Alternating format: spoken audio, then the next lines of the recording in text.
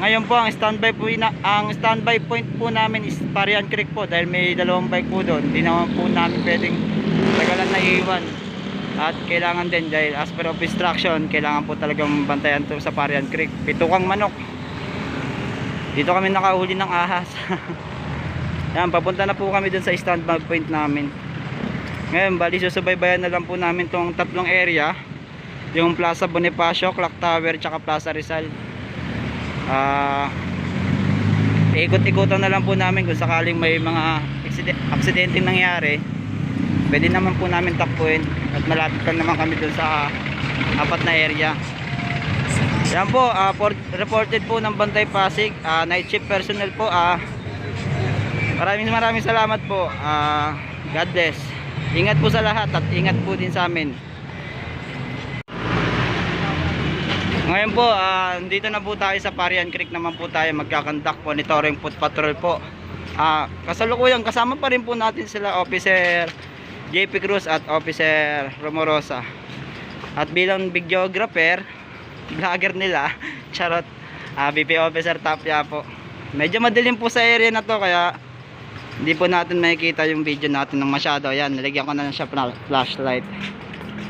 Titignan naman po natin dito kung may natutulog po ba dito o may nakatambay pa po ba. Dahil madilim po itong lugar na to, may tendency na pwedeng pagsimula ng krimen o pagtaguan ng mga taong gumagawa ng krimen. Kaya kailangan po na talaga monitor tong area na to. Kabilaan po to, bali may tulay din po tayo sa kabila. Iikutin na lang po natin pa kabila hanggang makalabas po kami sa harapan. Ngayon po, time check po natin is 11:03 or something. Basta sa relo ko po is ganon. Nang gabi po, 23 hours for the reporting of Bantay Pasig. Yan, wala naman pong nakatambay, nakikita nyo naman ho. Normal situation naman po dito sa Parian Creek, Pasig.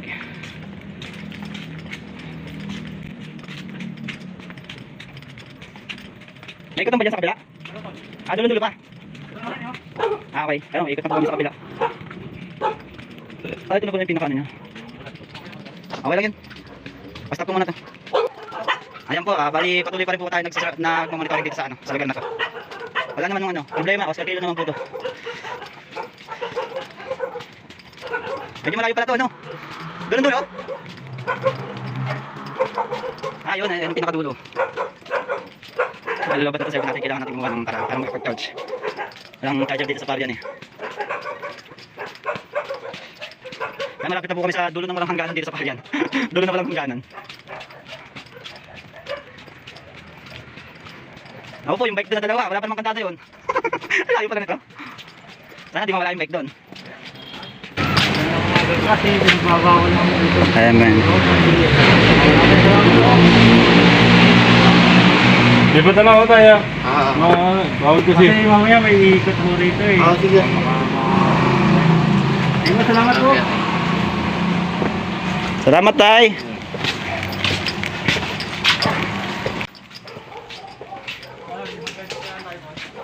Kabila, sarado? Ay, sarado po itong sa kabila.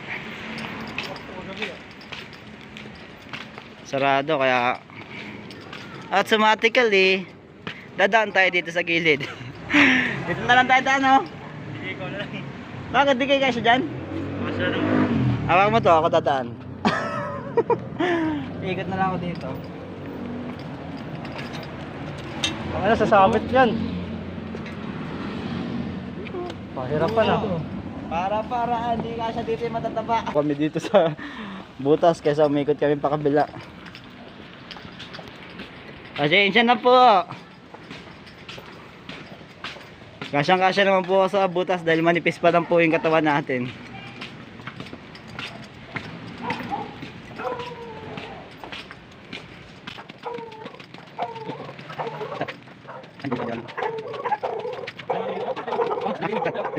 Aso. Ay, may mga aso pa dito. Kaibigan natin to eh. Nakikiraan lang, nakikiraan. Mga bantay, bantay din kami. Nakikiraan lang kami.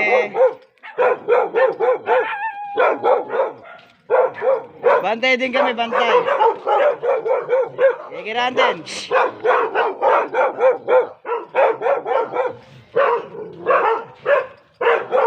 Ay, nangahabol tong aso na to. Pero marusa pa. May mga aso, kakagatin pa kami. Nakakatakot yung bully. Huwag kumagat yun. Ayan, kontra sa magnanakaw, pati kami tinatahol.